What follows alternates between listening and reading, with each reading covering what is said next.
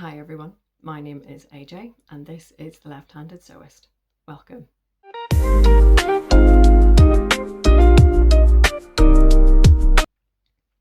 So welcome back to The Left-Handed Sewist, or if this is your first visit here, welcome. Thank you very much for spending some time with me today. I really appreciate it.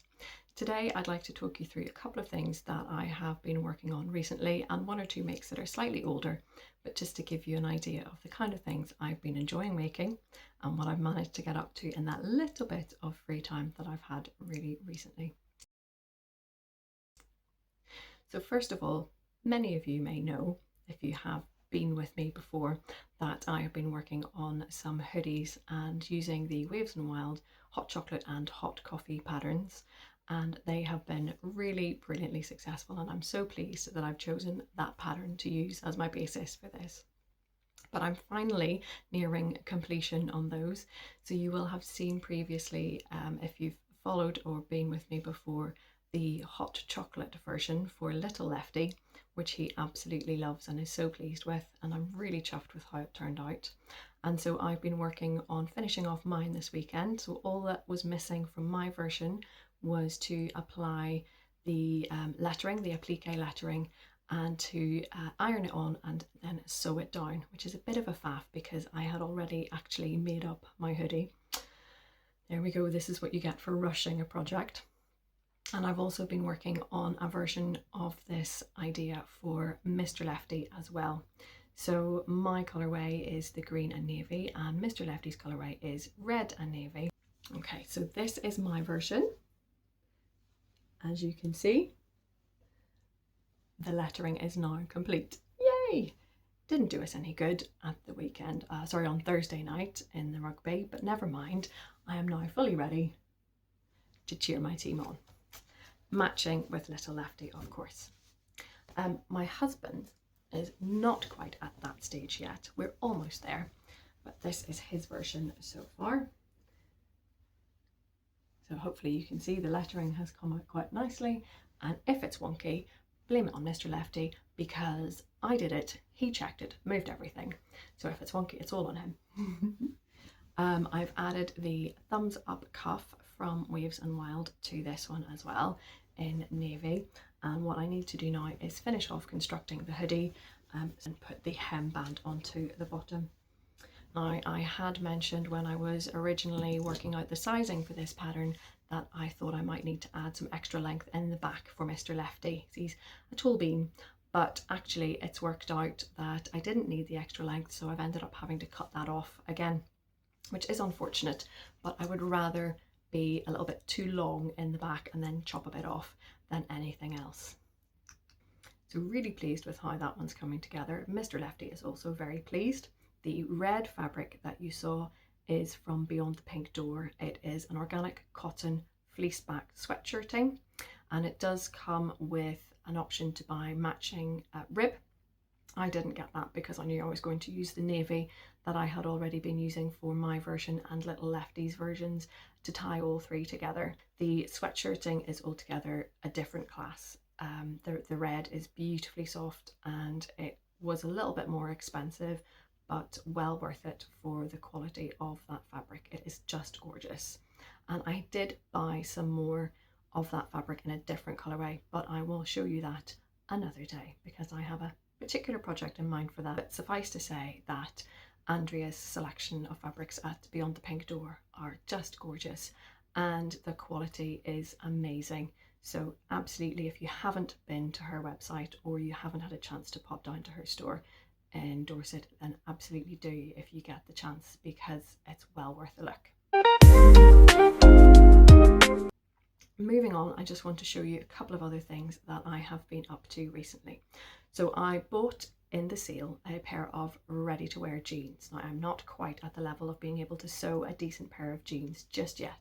It's on my list, but I'm not going to tackle it just yet. So what I have got is a pair of off-white jeans that were in the sale at a particular high street brand that we all know that has two initials, and I found them on sale because they were the long version of my size. Now, I haven't shared much about my sizing details, but I am about 5'5" first thing in the morning on a tall day, but most of my height is actually in my body, so I have a rather small inseam. So buying the long version of a pair of trousers is not going to work off the peg. But I knew that with my blind hem foot and a little bit of crafty pressing and pinning, I would be able to adjust the purchase and make the most of that sale price. And here is the after with my nifty, fairly neat sewing. Now it probably needs a bit more of a press to tidy it up, but I'm really pleased with how these have turned out. I've had to chop about 3 inches, maybe a little bit more off the end of these, but I now have a full length pair of off-white jeans for when the weather does start to improve. I did have a so sewing skills, big tick for that one. Another little number that I wanted to show you is a pair of pajama bottoms. Now these came through the wash this week, which was what put the idea in my mind. These are a pair of pajama bottoms in pattern, and it's a simplicity pattern, and it's a whole family pajamas pattern. So these are a family set of pajamas, and this is the boys full length pajamas, the pattern for these. I thought this was absolutely gorgeous when I saw the pattern as a whole, and really wanted to make up something from them, proper little boys pajamas. And I found some really cute brushed cotton flannelette, winceyette I think is another name for it in certain places, and it's this lovely cute dinosaur pattern, and you can't go wrong with dinosaurs in our house. So I made these up. They do have a leg cuff, and you can put piping in here, but I didn't have any piping, so I wasn't too bothered about that. But Little Leftie was having a pajama party at his childcare for children in need. I think it was way back in November, and so there was a panic to get a pair of pajamas that would be suitable for him to wear to nursery for the day, and also warm enough for him. So these fitted the bill. So I had planned to make them anyway, and I just was spurred on by that. So they are super cute, and he absolutely loves them. And actually doesn't wear them as pajamas, because with them being brushed cotton, they are actually too warm for him to wear. He's a hot little bean, and so he wears them occasionally to nursery just as a pair of cozy trousers when the weather's not particularly nice. I made a couple of little adjustments to the pattern. They are just elasticated waist, so that was really straightforward. Just over edge stitch on the edge and threading my elastic through. I did make a little drawstring for them, but that has gotten lost somewhere in the wash. I'll have to re-find that and rethread it. I'd put 2 buttonholes in the front to thread that through, and he really liked that, but I forgot to stitch it down, which is why they've ended up coming out somewhere along the way. I put inseam pockets into these because he loves a pocket to keep all his little treasures in, and they were absolutely spot on for him. They're a little bit long, but everywhere else fitted beautifully. But because of the lovely cuff, I could turn up the legs, and all you could see was the lovely pattern again anyway. So this worked out beautifully, and thankfully I'd managed to put the pattern on the right way, so it all worked out really nicely. And so he adores those, and at some point in the future I will make him another pair when he has grown out of these ones. But really lovely pattern. So loved those. And whilst we were talking of trousers, I wanted to show you a pair that I made last springtime, and these were the first pair of trousers that I made on my new sewing machine, which I got last May time, and I absolutely love these, and I've worn them so much. And again, these had come through the wash just the other day, so I thought I would mention them. So this is from a McCall's pattern. I'll show you this one. So this is 7577 from McCall's, and it's a Charlotte McCall pattern. Obviously not seasonally appropriate at the minute, but at work, my building that I'm in most of the time is very, very hot a lot of the time, and so something lighter weight actually works quite well even at this time of the year. So these are made from a woven fabric. This is the design, and this was gifted to me by my sister-in-law a couple of years ago, and I had it in my stash for yonks, absolute yonks, and didn't know what to do with it. Was terrified to cut it actually because I loved it so much. I thought it was so cool. Had no idea what I could possibly make with it that would be cool enough to live up to the fabric, and also just did not want to mess it up. And it was one of those things where, oh, I really desperately want to do something with this, and felt embarrassed because it had been such a thoughtful gift from my sister-in-law, and I hadn't done anything with it, and I thought, oh, she'll think I don't like it. That's absolutely not the case. But anyway, eventually I managed to pluck up the courage to cut into the fabric, and I'm so glad that I did, because I've been able to make them into these lovely wide leg trousers. They have an elasticated waist, some inseam pockets. You've got to have pockets in your trousers, and I absolutely love them, and I've had so much wear out of them for work and casual through the summer and actually autumn and into winter as well. Now they're just so comfortable. I love wearing them, and I really have been so pleased that I actually cut the fabric and got on and sewed it up, and I was really delighted with how they turned out. So absolutely a really beginner friendly pattern, definitely one that I can recommend.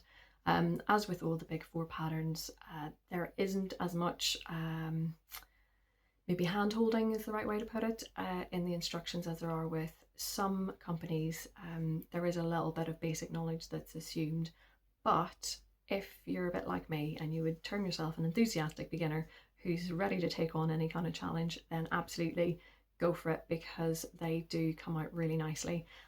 Really nice wide leg, and possibly are slightly wider in looks than they would be normally, because I cut a bigger size. I was terrified that they would end up being too small. My waist and my hip size are quite different, so I was slightly concerned that I would cut something that would fit at the waist and then it would be too tight around the hips. So always better to go bigger than smaller. So I went for the larger of the sizes, and that has made the legs slightly wider, because with the waist increase then there is an increase in the width in the leg as well, but not by a huge amount. But when you sort of think about the four pieces that you cut for your legs, it's probably a good 1.5 inches added to the width on the leg. I don't mind that in the slightest. I love a good swishy wide leg trouser, and the drape on this fabric is lovely, and so it absolutely does give you that really swishy, swooshy effect. You can see just how lovely that drape is. Yeah, so I have no idea what this fabric is made of. I have no idea even where it came from. It was actually a lot more straightforward to sew than I thought it was going to be, so I was really pleased about that, and it's come out an absolute dream. But for the minute, the bird ones, my bird trousers as they are affectionately known, are fantastic. I really love wearing them, and I'm really hoping for some more exciting weather when I don't have to wear them with big thick socks up to my knees underneath. So that's all that I have for you this week. I hope that you have enjoyed catching up with me and all of the little bits and pieces that I had to show you. In the meantime, until I see you next time, please keep sewing. Please, please, please keep adding your lovely comments. It's been so nice to hear from you all. And once again, another thank you to lovely Carol over at Sew Carol, who gave me a mention a couple of weeks ago in her Friday Sews video. And so many of you lovely lot came to say hi from her channel, and I was so grateful to hear from you all. You've been so welcoming and so kind, and that was just lovely as an introduction to this lovely online YouTube sewing community, to have so many people from all over the world just popping up to say hi and subscribing and giving me a like and a share, and that's just been so lovely. And thank you to all of you, and to all of the others who have popped up again this week after another mention from Carol. What a sweetheart she is, and just such an amazing sewer. And I don't know if you've seen her most recent Friday Sews video, but oh, I haven't been too busy this week, I haven't done too much sewing, and then she produces a plethora of things that she's made, and they're all fantastic. Such a talented lady. So thanks once again to her, and to all of her lovely viewers who've popped over to say hello. I really appreciate you spending some time with me. But that's it for this week. I will leave you there. In the meantime, until the next instalment from me over at the Left-Handed Sewist, look after yourselves, keep sewing, keep being brave and trying new things, and don't be afraid to stop, unpick, and have another go if you suddenly realise that wasn't quite working out how I intended. And we'll get there. We'll upskill together. Take care. Bye bye.